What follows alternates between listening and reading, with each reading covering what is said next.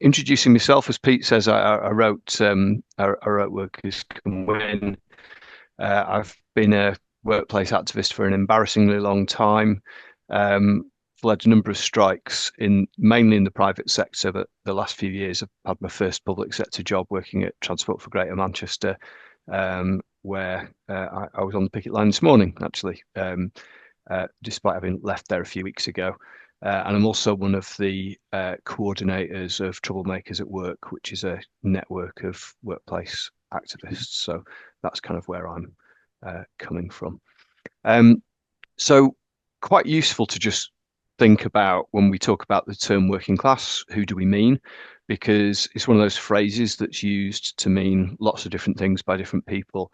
So I think if you were to listen to the media, a lot of the time the definitions are based on education or income or what people's accent is or what they like to drink or what wear or those kind of things. So it's very much cultural things. And there's also this stereotype, isn't there, of the working class being these straight white cis male manual workers, as those are the only people who are the real working class. But you also hear people using a slightly more Marxist notion that the working class is wage labourers, so people who are working for a wage. And I'm going to try and unpick that a little bit. And it's worth remembering that this doesn't map on to kind of how like impoverished people are. So there's lots of self-employed people, for example, who are worse off than a great many employees, some of whom are on good pay. Many managers, including quite senior managers in large organizations, are also legally employees working for a wage, but their social position, I would argue, is quite different from the rest of us. So for me, wage labour doesn't quite cut it as a definition. For Marxists, class is about a relationship. So classes are large groups of people with conflicting interests. So in different eras, we could talk about peasants and lords or slaves and masters, or these days, workers and bosses. So that's why I would say if you're self-employed and don't have a boss, that's, you're not part of that working class in that sense, even if you're very hard up and doing tough work or whatever. And I'd also think it's worth noting that the working class is constantly being remade. So one of the features of capitalism is that industries and occupations get destroyed, transformed, created all the time. So anybody's image of what the working class is continually being made out of date. So if people think of the early 20th century and they think of the kind of stereotypical worker, you'd probably think of a miner, for example. But actually, there were more domestic servants than miners at the start of the 20th century. So quite often our stereotypes are wrong as well of what the working class was in the past.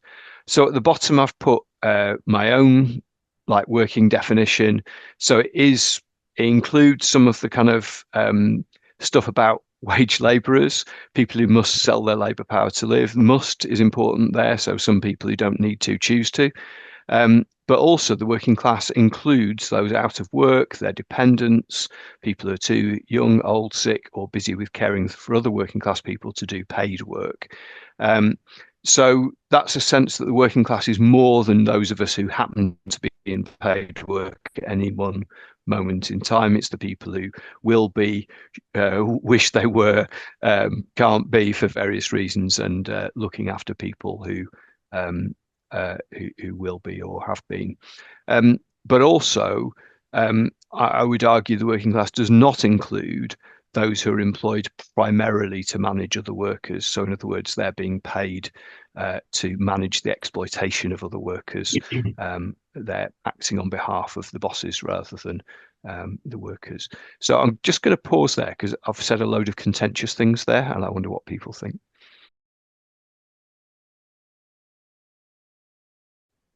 So I think there's a big spectrum of managers, right? So these days, particularly in large organizations, if there's a high turnover, particularly anybody who's been there more than 6 months probably has manager in their job title, and often they're on like a few pence more an hour than the people they're managing. That isn't what I mean by a manager when I'm talking about them not being part of the working class. Those people are, they're primarily being employed to work, and they happen to be supervising some other people at the same time. At the other extreme, you've got people, a lot of company directors or just below that might actually be technically employees. But clearly they're acting as bosses, right? And then you've got a layer in between, who I think middle class is a really good term for, where they're neither one nor the other. And yeah, I think in practice, you often see them pulled this way and that. They, in some cases, have come out of the workforce and still might have mates who, in the main body of the workforce. They might identify with them, but they're under pressure from above. They've got a privileged position that they risk losing if they don't do the bidding of the boss. So, they get pulled this way and that. And so I think middle class is a good description for those people. Yeah, I mean, I certainly don't claim to be an expert, but I don't think that term has anything to do with their views, right? So I think Marx also used the term reserve armies of labour. So there's parts of the population who aren't in regular work, but who are available, when as and when the capitalists think it's profitable to employ them, and get drawn into the workforce, often temporarily on very bad terms and conditions, and then spat back out again the moment times get tough. And my understanding is when Marx is using the term lumpen proletariat, it's referring to those people sort of somewhere between the poorest end of the working class and absolute destitution. And that experience politically often making people quite volatile. So not necessarily, as you say, having reactionary views. There might be very radical left or radical right, but desperation can drive people to take quite extreme views at times.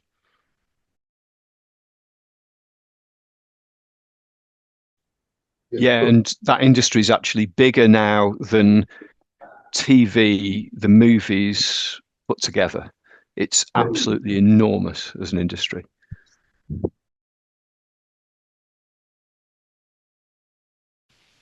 I mean, I think politically it's important because I think if you live in a country like Britain, I think politically we have a responsibility to try to tackle the complicity of our government in genocide and imperialism and all the rest of it. And if you're in a colonized country, you have the added complexity that your ruling class probably tries to exploit you while blaming imperialist powers for putting them in a position where they kind of have no choice and limiting their room for maneuver. So I do think the political dimensions are quite different. I mean, and it definitely is beyond the scope of tonight's meeting, but I think there's quite a widespread assumption, I think, on parts of the left that workers in a country like Britain are somehow kind of bought off by that imperialist relationship Britain has with much of the world. I personally don't buy that because I don't think bosses employ people unless they can extract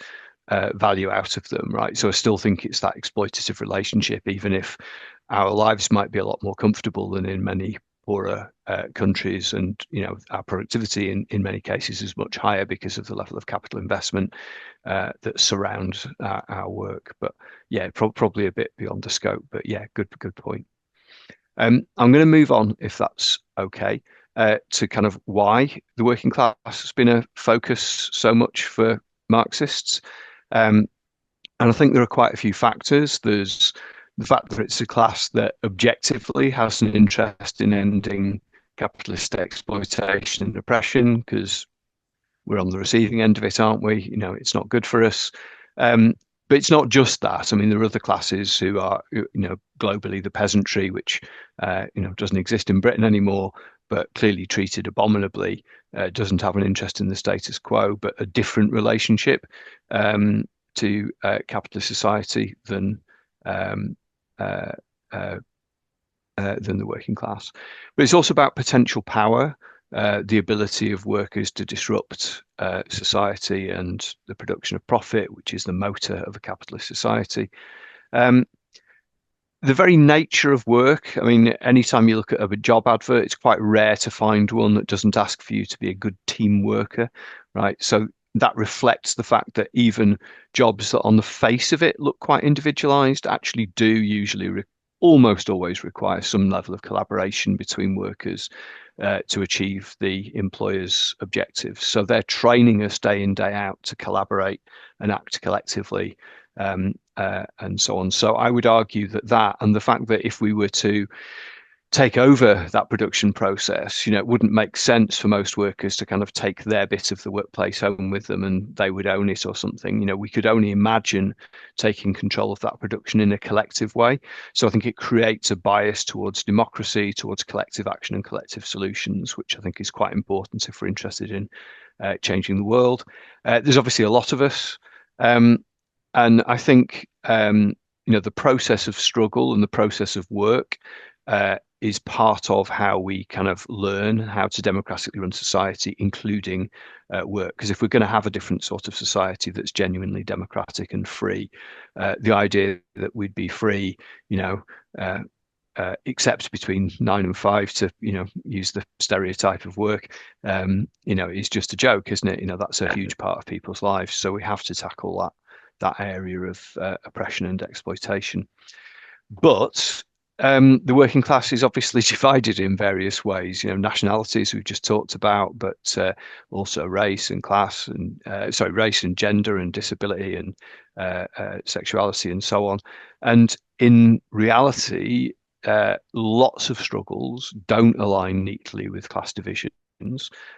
So, many of the biggest struggles we've seen in recent years, Black Lives Matter or the Me Too stuff, or we could think about the Palestinian struggle, um, aren't on strictly class lines, right? They interact with class because oppression is often a way that people experience class. It's very different to be a woman if you're a working class woman to being a ruling class woman, and similarly if you're in an oppressed nation, the situation is very different. So it's always been the view of Marxists going back a long way that to win, the working class needs alliances with other groups. So if we looked back to the 19th century or the early 20th century, the peasantry was a key group that Marxists sought to see alliances with. And it's interesting, people these days often just go back to Marx and talk workers of the world unite, and they forget that Lenin updated this, more than 100 years ago and said workers of the world and oppressed peoples unite. And I think that seems to me to be much closer to the kind of view we need now, where anti-oppression struggles are so much more central to struggle today than they were even 100 years ago. So then, having talked about the working class, so how does class struggle and workplace struggle? What's the relationship between the two? Because I think often on the left, people kind of reduce class struggle to being workplace struggle, to struggle purely over jobs, pay and conditions, as Sharon Graham would have it. But that isn't the case at all. Class struggle can be individual, it can be collective, it can be inside work, it can be outside work, it can be over absolutely any issue. And I would argue that even if you think about workplace struggles, they are nearly always about what in the jargon we could call about the quality of social reproduction, which is, the quality of our ability to make a life. So if people are fighting over pay, it's not because they want money in the abstract, it's they want money to have a better life outside work. They're fighting to have shorter hours so they can have a better life outside work. Even those, very old-fashioned economistic struggles, never mind the ones about the behavior of the boss, that might cause stress and ruin your mental health. They're all actually about our quality of life, aren't they? They're not really just economic struggles. So even if we talk about workplace struggle, we shouldn't think of it in that narrow way. But I would argue that we are at our strongest when we unite struggles in the workplace and our communities rather than counterposing them. So I guess a really good example is some of you might remember the strike at the Marikana mine in South Africa some years back, where there was a horrible massacre of the miners. And when they were organising for that strike, one of the first things they found was that when they'd been winning higher wages, they were all living in accommodation controlled by by the boss, and then miraculously the rent went up. So their pay rise was futile unless they also thought about housing.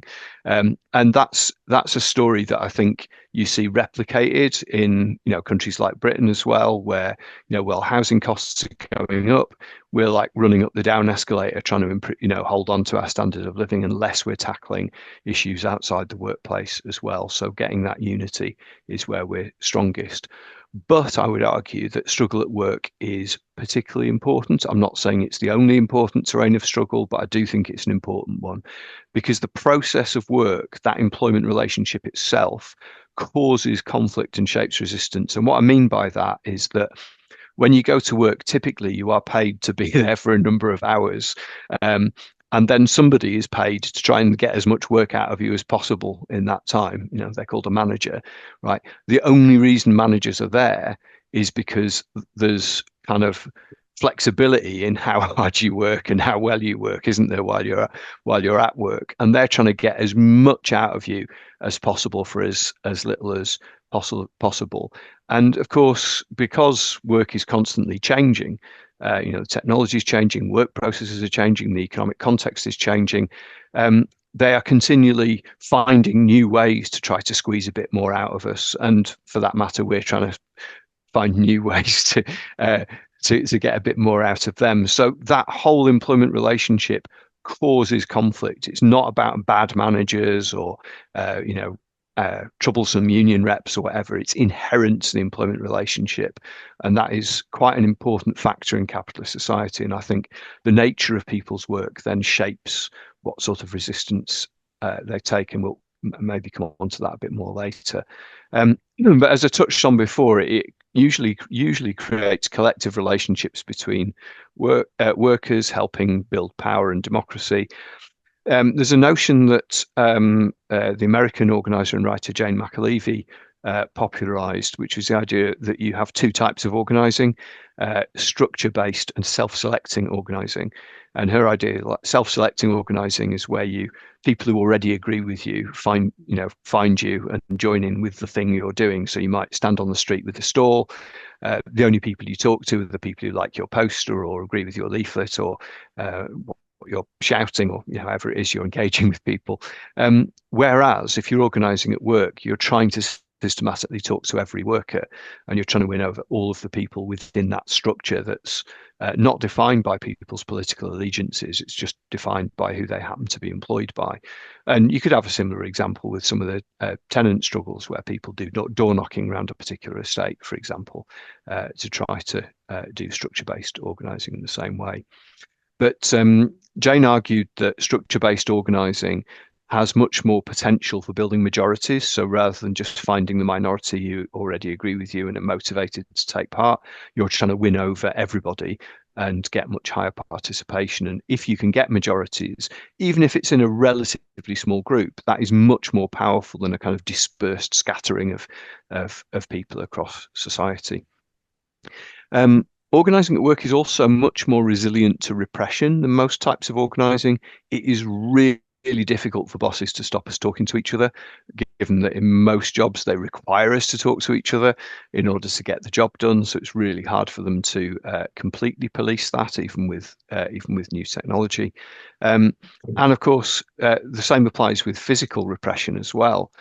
So again, another South African example, but a bit earlier, when there were these states of emergency under apartheid, the government would send armored vehicles in to shoot up people in the townships who were having an uprising, whatever.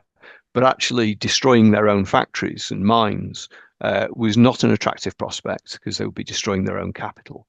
So the fact that you're working with capital belonging to the enemy gives you some degree of protection against repression in that way as well. So we've often seen that in really repressive societies, people can still at some level organise at work. And finally, there's the disruptive potential that we talked about before. I mean, I'd agree with that, that usually your first step is to try to find some allies, and that is not structure based. That is, find who you can. How you do that would depend on the context. It might be that you get some friendly person to come and leaflet outside. It might be that you do a campaign about something that's not at all work related and therefore isn't a threat to the boss. So you try and get people to go on some demo about something non-work related, or you talk about a political issue, whatever, and try and see who seems interested in that. It's going to vary, I think, from situation to situation how you find those first allies, but you have to find some little group of people where you can build some trust. Sometimes I think it's just people who happen to socialize together from a workplace, who, build some bonds of trust and decide together that they want to do something, or a particular work group. So it's going to depend, I think, how you get started on that. But finding allies is absolutely critical first step. And I completely agree that isn't structure based. But I guess the point, and by the way, I'm not saying there's no point doing self-selecting organising. It has its place, right? There are some types of campaigning where it's quite well suited. But I think Jane's insight was that you want to go from that where you can to trying to use what you've built in that way to do some structure-based organising, build more power, which sounds like the Village Hotel people have done a good job on. I think it's worth saying that the officers dealing with hospitality in quite a few areas are at the more radical end of the spectrum of Unite officers, so a bit more supportive of a bottom-up approach than most, I think. Okay, I shall move on. I mean, clearly we've got a massive need to organise, whether we talk about in work or not. I mean, we should remember just how significant it is. We've still got, despite all the defeats, through the 80s and 90s and the kind of stagnation since, there's still over 6 million union members in the UK. And that's quite a big commitment. I mean, most of those people are paying somewhere between £100 and £200 a year to be members. That's quite a big deal. That's, more than are in any of the churches or political parties by a country mile, isn't it? So, we shouldn't understate it, but that still leaves about 24 million employees who are not in the union. So we've got a job to do. The other factor is that they're very concentrated in, like, half of those are in the public sector, and much of the rest is in the former public services that have been privatised. But there are pockets elsewhere in bits of manufacturing in particular, but that's where the vast bulk of membership is. And even where you've got union organisation, it's been what I would describe as hollowed out. And what I mean by that is that you might formally have union membership, but union recognition. The employer might say, yeah, we agree, we have to talk to the union, but often the membership is not as high as it should be. Often there aren't that many reps, or the reps aren't that active. And they're often only really bargaining over what in the jargon is called contractual relations. So maybe an annual pay deal, maybe if there's some job losses, those kind of issues. So it's what I call once a year trade unionism. And I'd contrast that with how Royal Mail was until the defeat of their last strike, which was much more what I'd call everyday trade unionism, where pretty much anything that happened in the workplace, workers would discuss it, reps would try and bargain over it. And so that was reflected whenever they had industrial action ballots. Most unions really struggled to get a good turnout in large bargaining units with hundreds of thousands of people. So if you look at local authorities or health or higher education, that's been quite a challenge. But the CWU would just sail through those ballots because they had that level of activity and engagement on a day-to-day basis at workplace level. So that's one real weakness, even where we do have union organisation. And then secondly, a lot of them are really infected with partnerships. So this is the idea, and I think Grangemouth probably reflects this to some extent, that we have a shared interest with the employer. And, if they're really successful, some of that will trickle down to us.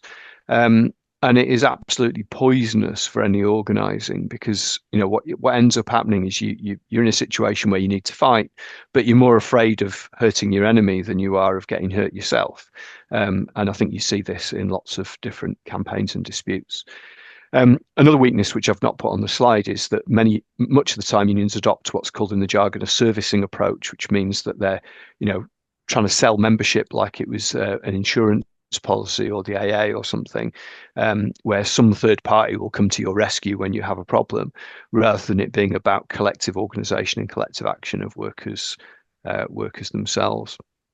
So we've got that need, and we've got a real urgency because of the problems we're facing in society. So a lot of people who feel very strongly about Palestine or climate or whatever feel that attempts to organise at work are just too slow. But I would argue that despite the fact that it's not going to produce like overnight results in most cases, it's still better to do that than waste our time on strategies that lack any sort of power or interest analysis and don't have a way of winning. And part of the reason that still gives me hope, I mean, last night I was at a meeting with Andreas Malm talking about his new book on climate, and somebody asked a question about, do you have any hope? And it really struck me how he's trying to find hope, but he does this analysis of why the climate crisis is so tied up with capitalism, and you can't really fix the climate crisis within a capitalist framework.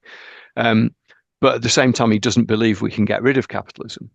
So he's then left saying, "Oh, so we have to do something else," and he's kind of scratching around. And I think he also said, but he didn't seem to connect the two, that you get these explosions of struggle. I mean, he referred to the tremendous dockers action and general strike in Italy over Palestine, which very few people saw coming.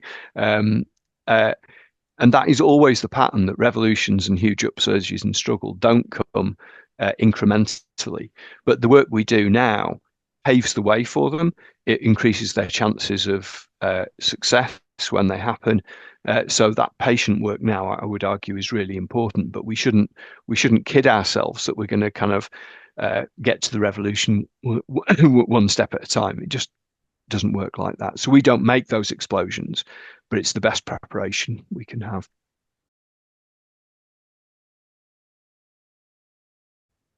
No, so I mean, there's quite a lot in that. So yeah, brilliant example from the early 70s of the Pentonville dockers being jailed and being sprung out of jail by mass strikes, unofficial strikes. And you're absolutely right. It actually went on all the way through the 80s and into the early 90s, that the majority of strikes were unofficial, which means they weren't called by unions. Workers just decided, we've had enough, we're out of here. Right. So it took the Tories until the 90s to actually put a lid on that. Years after the defeat of the miners, that was still the case. I think quite a lot of people commenting on that era of defeat for us put too much emphasis on the law, right? So the Tories did use the law, but they tended only to use the law when we were already on the back foot. I think the decisive changes were in so the high point of union membership was actually 1979, the same year that Thatcher got elected, when it hit 13 million. And one of the first things that she did was put up interest rates to cause mass unemployment, deliberately causing mass unemployment, knowing that this would weaken workers, make workers more scared, driving lots of firms out of business, and leading to huge layoffs. And I think that was the biggest single factor in that wave of defeats, much more than the legislation.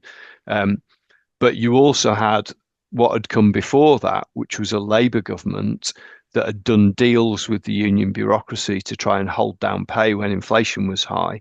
And union officials, including some on the left, had encouraged workers to scab on each other in order to maintain that social contract with the Labour government.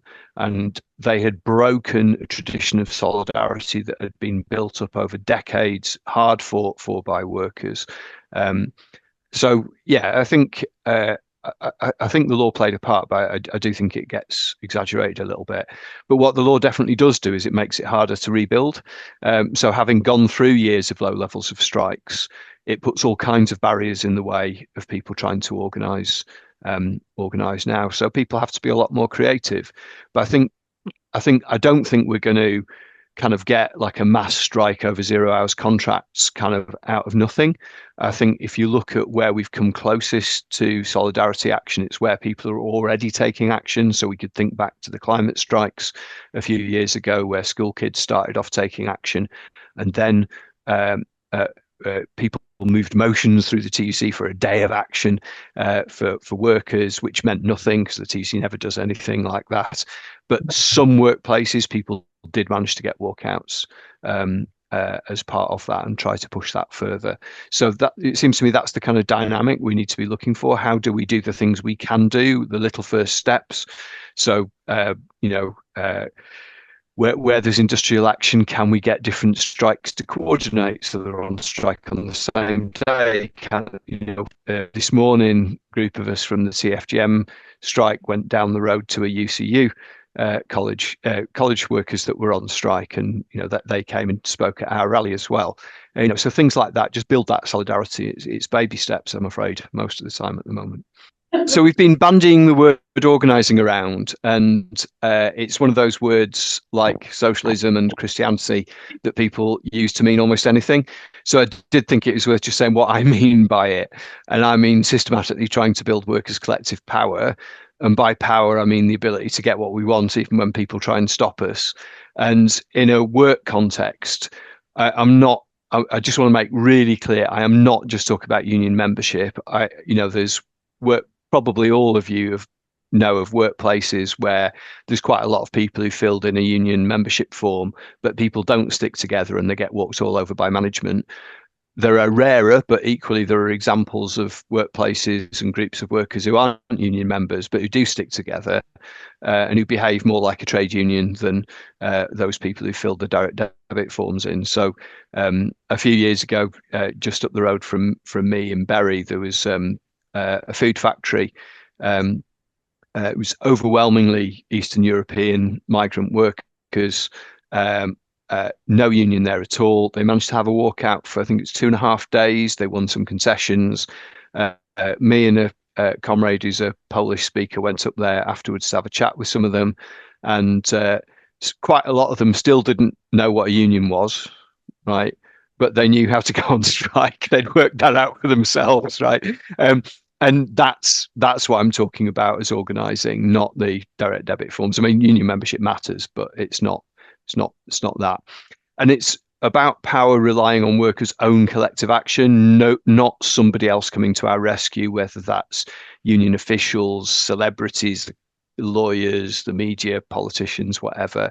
And at the heart of our power is participation, right? If we haven't got high participation from people, we haven't got the power. So it's all about building capacity. That's not just about numbers. That's about skills, knowledge, experience, ideas, confidence, networks. And to do that, that means, and this comes back to this idea of structure-based organising, not just talking to the people who already agree with us and already convinced, about going beyond that if we're talking seriously about organising. Does that make sense? Okey-doke. So I think to do that, you need some mixture of ideas and technique. I don't think the ideas that you need are that complicated, really, but I think it's worth just saying what some of them are. So I think you have to have that commitment to workers advancing their own interest through their own collective activity, not doing things for people. I think it's really helpful to have a belief that workers generally make wise choices when they've got big decisions and good information. That isn't about having rose-tinted spectacles. I'm sure, like me, you've worked with some absolute idiots who've done some really stupid things. But when the big stuff comes up, if people have got a sensible, plan of how they could win something, usually people are up for it. And if people can see something's a really, really bad idea that's high risk, usually people are very reluctant to do that equally. So it helps to trust workers over those kind of big decisions. You're not trying to manipulate them in any way. I think it really helps to have an understanding of power, what types of power workers have got, and maybe we can come on to that as well. and an understanding of the role of unions and their limitations. So I think when a lot of people start trying to organise at work, their knowledge of trade unionism comes from the BBC or the Daily Mail, and it comes as a little bit of a shock to them that in fact those union officials aren't trying to make them go out on strike against their will at every opportunity, which is what you'd think from from the news. And then there's a bunch of technique, which I won't run through. Obviously, this is a meeting, not a training session, but I do think some of the skills of how to do it are important too. So a little bit more about power. I don't think we talk about power anywhere near enough. I think it's great if you can get workers to think and discuss what sorts of potential power they've got. I've come up with this model, which is adapted from a brilliant book by a woman called Beverly Silver called Forces of Labour, which covers patterns of industrial action over like 200 or 300 years. It's an amazing book. But basically is to think about the sorts of power that different groups of workers have got in different quantities. So structural power coming from workers' position in the production process or wider society. So a couple of examples would be when the auto industry started up and they started using production lines, workers quite quickly realized that a small group of workers sitting down at one point on the production line could stop the whole thing, right? So because of the production process and where they were located on it, they could have a big impact quite quickly. You could think of, whenever there's dock strikes, it's really obvious that they are like a pinch point for the economy. But I think it's quite important we think about some of the other examples that maybe don't leap to mind quite so much. I think COVID showed the kind of structural power of primary school teachers. That when they weren't in work or if the schools were closed, half the rest of the economy had to stop because everybody else was at home looking after the kids. And sometimes, I think there's a tendency to just think of quite kind of traditional male-dominated industries when we think about structural power. And I'm just really making a point that we need to think a little bit wider than that. Does that make sense?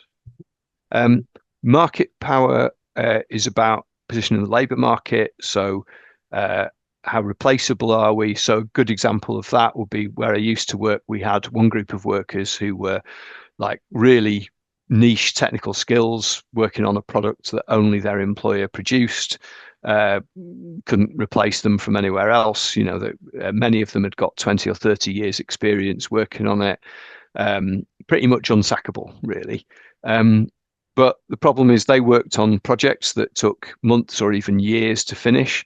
And if they took any action, frankly, nobody noticed for quite a long time.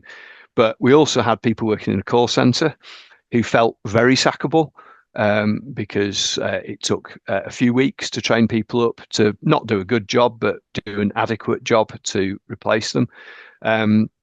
Much lower paid typically, and feeling very vulnerable. But actually, if they took action, if the phone didn't get answered within a certain number of rings, the employer would get penalties from the customers, financial penalties. So actually having those two groups of workers taking action together was really powerful because the different sorts of power that they had combined so that the very techie workers knew that the action was having an impact because the call center workers were out. The call center workers knew that they were almost unsackable because they were out with these really techie workers. So it was quite a good example that I thought. But you can also think about it. One of the other things the Tories did in the 1980s was start really big attacks on the welfare benefits. So trying to scare workers that if you aren't in work, you'll really not be able to pay the bills, you won't be able to get by. So that's undermining workers' market power, our access to a safety net of any kind. Associational power, that's about collective organisation. People always think of unions, but it's not just that. It could be in the community, it could be political campaigns and parties, all kinds of different organisations. Slightly, I think, less important one, institutional power. Lots of employers do sign up to code, ethical codes for a bit of greenwashing or whatever. And sometimes you can put a bit of pressure on them through some of those standards or legal enforcement if they're breaking the law in a way that's enforceable. And finally, ideological power. For me, I think this works in a slightly different way. I'm not suggesting suggesting that the employer is going to cave in because we have a really good argument. That doesn't seem to work. But I think workers are really reluctant to do anything if they don't think it's right. So, if we all just acted in our own self-interest, we'd fight all the time, wouldn't we? Because we're being exploited all the time. But actually, workers need to believe that and you look how much effort is put into telling us that you're undermining society by taking action, you're greedy, you're selfish, you're pushing up inflation, you're undercutting public services, all the arguments that are used to tell us that us standing up for ourselves are wrong. That should tell us that this is important, right? That the employers and the government and the media are spending so much effort trying to tell us it's not right to fight. So the point I'm trying to make is that different groups of workers will have different mixes of these types of potential power. So picking up Grangemouth again, when we were about to have our first national strike when I was in the IT industry, I put together a training event for reps from all around the country. And we got a guest speaker who was the convener from Grangemouth, and they'd just had a successful dispute over a similar issue. And he was chatting to people and said, well, it was easy for us. We had an oil refinery to play with. And everybody laughed, but everybody knew exactly what he meant, that the power was obvious to the workers, that if they cut off the fuel supply to Scotland, that would create a crisis and so on. But actually, another example we talked about was about supermarket checkout staff, and they're in the opposite position to those production line workers I talked about, aren't they? So rather than being linear production line, checkout staff are working in parallel. So if I stop my till and you all carry on working, nobody really notices. It's very, very little impact. So to have impact, you need a lot more associational power to have impact if you're in that kind of work system. But those checkout staff typically aren't aware of the potential power they've got, are they? So it's not as obvious that you've got millions of pounds of perishable goods going through the tills, and that if you only stuck together, you could actually have a really powerful impact. It's not obvious that in the same way, I think, as for the oil refinery workers. And that brings me on to the difference between potential power, which is what all of this is, and actual power. Because if we're not aware of our potential power, it's no use to us, right? So this is why I think getting workers to talk about what power they've got is really, really important. Then we need the organisation to wield it. Unless those checkout staff are organised, that power can't have any impact. And finally, we have to have the political will to use it. If our union is USDOR and it's in partnership with our employer, and it's saying we don't agree with action, we're going to decide to accept the offer without even balloting members over it, then we've got a problem. So those are areas we need to work on if we're trying to organise, is that awareness, the organisation and the political will. Yeah, so I think there's quite a lot of jobs where people are quite committed to the work they're doing, and for that reason don't want to take action. And I think where you're trying to organise in that context, you have to take that head on. And the more that you can connect your objectives as workers to the to the needs of the service users, the better. So a couple of disputes we've had in Manchester in the last 20 years have involved mental health workers in the NHS. One of them was quite a long strike by mental health nurses, and they were asked by the press, but won't this harm the service users, many of whom were, in a really desperate position? And they said, yes, it will. We have to be honest about this. This action will harm them. But if we don't take this action, cuts and fragmentation of the service will continue, and they'll be getting harmed every day for years and years and years. So, even though it hurts us to do this and it hurts them to do this, we have to do this. Some of the US teachers adopted the slogan, our teaching conditions are the students' learning conditions, to try to make that connection. The more recent mental health strike we had in Manchester was by a group working with early intervention for psychosis. and their main demand, which they won, was additional staff. So again, even though it has definitely impacted on service users, they got massive support from service users during their disputes, and they were the result has been an increase in staff, which has clearly improved things very much um, for the service users as well.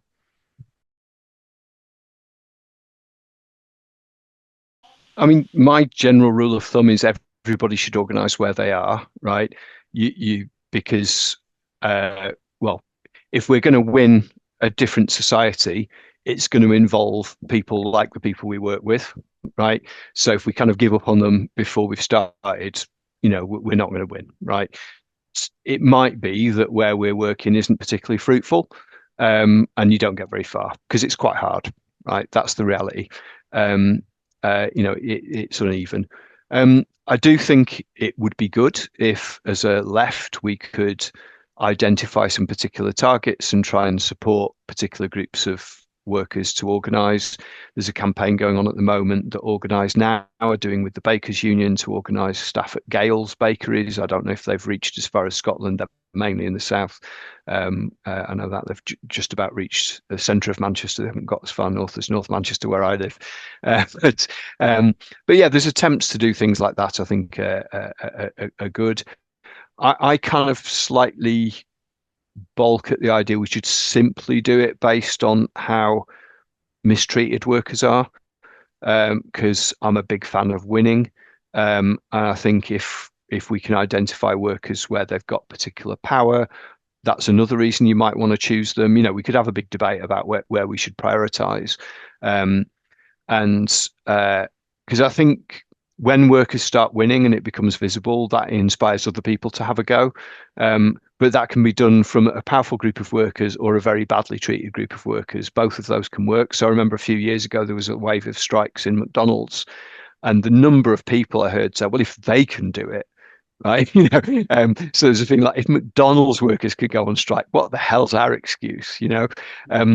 So that can be effective. I'm not saying it can't be, but it is really hard to sustain organization in those kind of workplaces with very high turnover. So I don't think that action built any lasting power, really. Whereas I think there's been some less glamorous bits of organizing that have built some lasting power. People who've built sustainable union organization. And again, it comes back to the different sorts of power. I think if you're working in fast food, to have much power, you are probably going to have to organize either a high proportion of the branches of a particular chain, or possibly a high proportion of the branches of a variety of chains in a particular geographical area, to have a significant bite when you take action.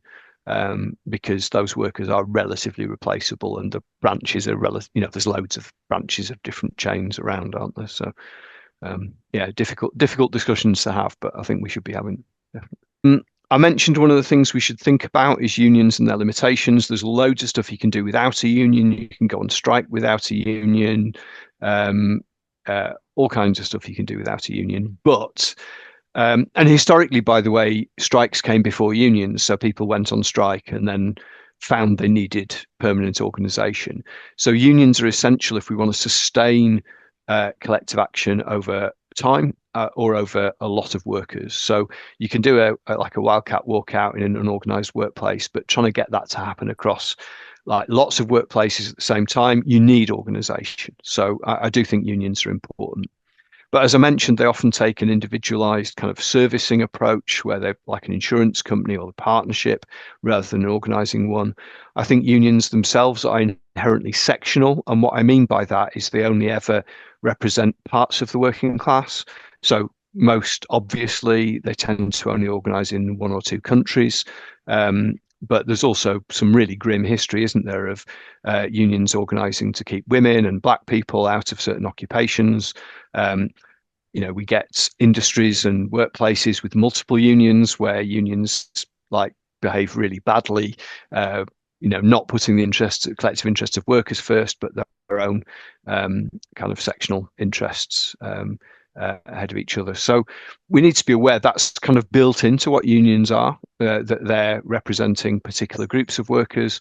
We see this with some of the unions taking really bad positions over things like the arms industry or fossil fuel industries, where they say, oh, got to put our members first, even if people are being genocided halfway around the world. That's not that important compared to a fairly dubious argument about protecting members' jobs. They often accept to deliver a division of labour, kind of outsourcing political issues to the Labour Party. That's clearly breaking down now, which I think is quite exciting. But we still run the risk, I think, of that political division of Labour being replicated with other parties. So rather than taking up political issues directly, using workers' collective power, outsourcing them to politicians and having a kind of client relationship between the two. And that lets both off the hook, doesn't it? So politicians claim not to interfere in industrial disputes. That's union business. Union leaders claim not to get involved in politics. That's for the politicians, and workers lose both ways. And then when we're campaigning through unions and organising through unions, we are fundamentally negotiating the terms of our oppression or exploitation. So just how exploited and oppressed we're going to be. So it kind of is still within that capitalist framework. Unions inherently accept that framework and work within it. Unions develop institutional interests. So people end up thinking about this campaign for better pay is a great way of building the union, whereas for workers, the union is a means to an end, isn't it? Of improving our lives and protecting our livelihoods and so on. So you get those institutional interests. Trying to protect the union becomes more important than trying to protect the members some of the time. And that is particularly a factor for what people refer to as a bureaucracy. Sometimes that's just bandied around as a term of abuse. I'm not using it in that way.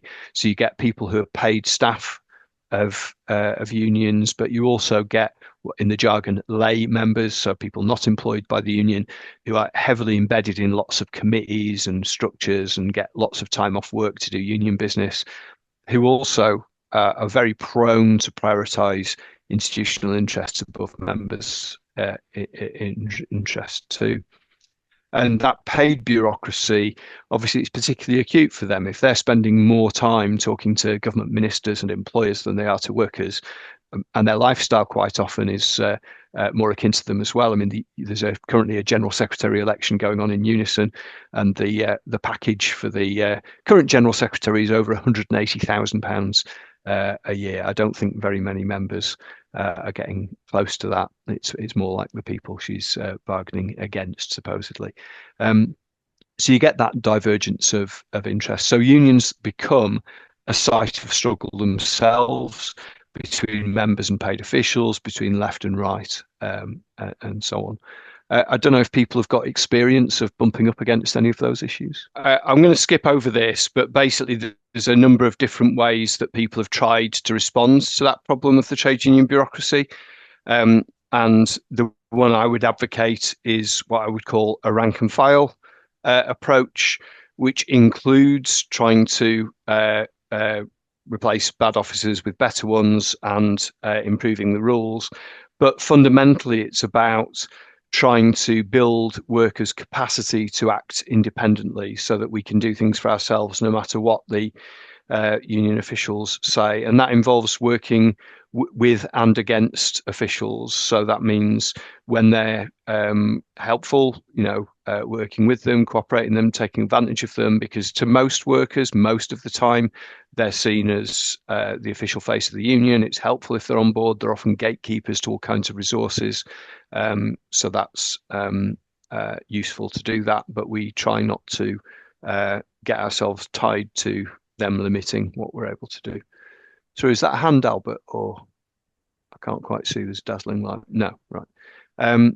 The classic statement of this is Willie Gallagher writing for the Clyde Workers' Committee back in 1915. I do think it's worth unpicking some of the words in this because when he was writing this notion of act independently meant organise a wildcat strike. Now, most of us, most of the time, aren't in a position to do that. That's quite an unusual position to be in 2025. And I think sometimes people think, oh, I like the sound of that, but I can't do it.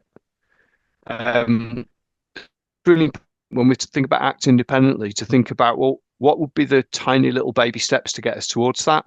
So, can workers have a little meeting and decide something without relying on the officer to approve it or to do it for them? Can they produce a leaflet themselves? Can they run a little campaign themselves? What are the little stepping stones towards that?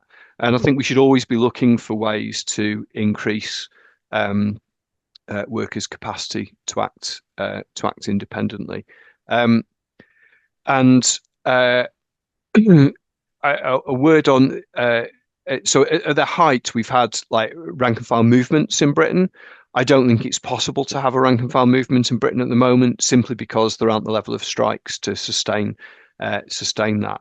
But we have had in recent years quite a few examples of members organising to overturn some rotten deals that officials have tried to recommend to them. But in most cases, there's generally been inadequate organisation for workers to be able to develop alternative strategies. So we can say no, but not to be able to say we want to do this instead. Never mind to be able to actually make that happen without them. So we have a weakness of rank and file organisation. What's interesting, I think, is in the US, they've had an organization called Labour Notes since around 1980. And that has continued and grown. It's not without its problems, I should say, but they have proved that it's possible to have and build and sustain organization even through some really grim years for the Labour movement. But what they've built isn't a rank and file movement. It isn't even a rank and file organization. It's kind of a hybrid between that and what you might call a militant minority. So it hasn't got the roots really down into the rank and file that you would have if you were in the middle of a strike wave, but it's gathering together the people who are committed to that as a strategy, wherever they're at in the process of being able to deliver it. And it's played a very, very important and useful role, I think, in popularising rank and file politics and militancy within the US. It's a real challenge to try and replicate that. So I've been involved in Troublemakers at Work, which is an attempt to make very tiny baby steps towards that. But obviously, that militant minority are both a minority. There's not many of us, and generally very busy because they're busy trying to organise at work and to fight the boss, which is the main thing. I think the key elements of rank and file organisation are always going to be at industry and local level. That's where connections are strongest and can have most impact on the situation. Troublemakers is much broader. It's trying to facilitate the growth of those kind of organisations, not substitute for them. Yeah, and I'll leave it there.